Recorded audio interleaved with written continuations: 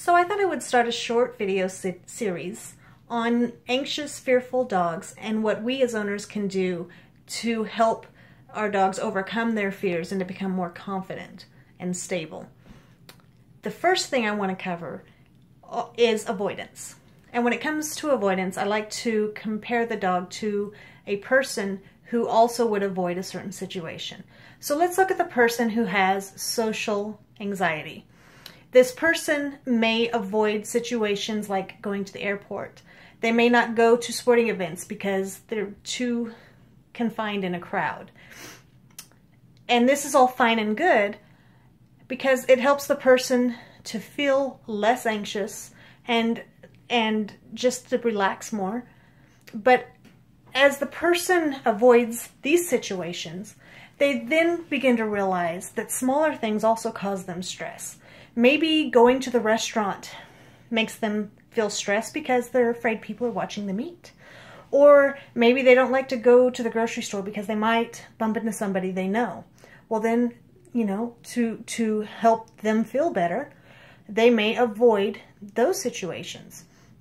Before long, you've got a person who doesn't want to leave their house because if they go on if they leave the house and just go walk somewhere, they might bump into somebody they know or just somebody they don't get along with for some reason, or somebody might insult them. Then you've got someone who won't leave the house. So this person has regressed from being able to deal with just the grocery store to not even be able to leave their house. The same thing can happen with a dog.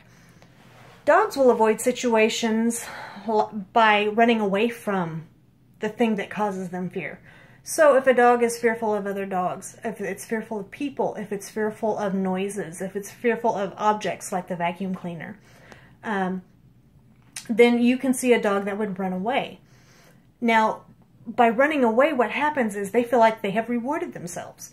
Instantly, they don't feel fear anymore. Once they get away from that thing that's caused them fear, they feel an instant relief, and that's a reward to them.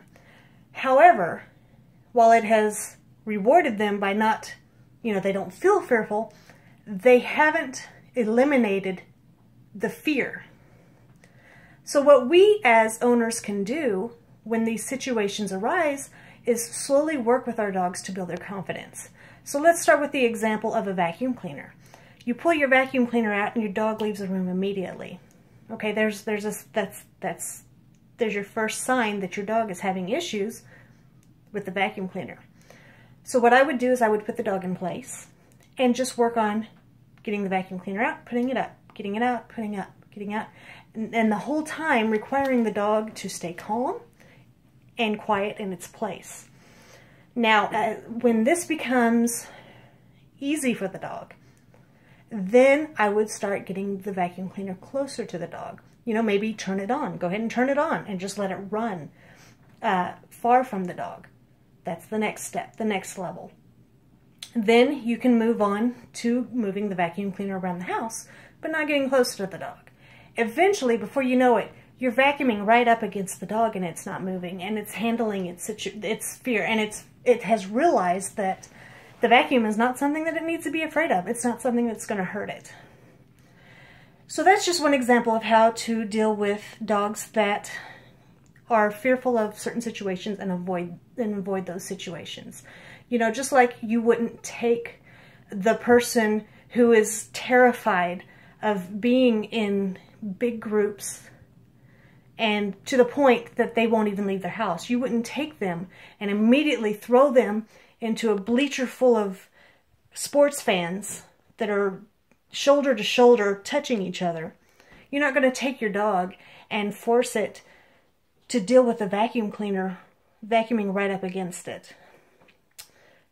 So you would slowly introduce them into situations that would build their confidence so that they can go to the next level, and then to the next level, and then to the next level.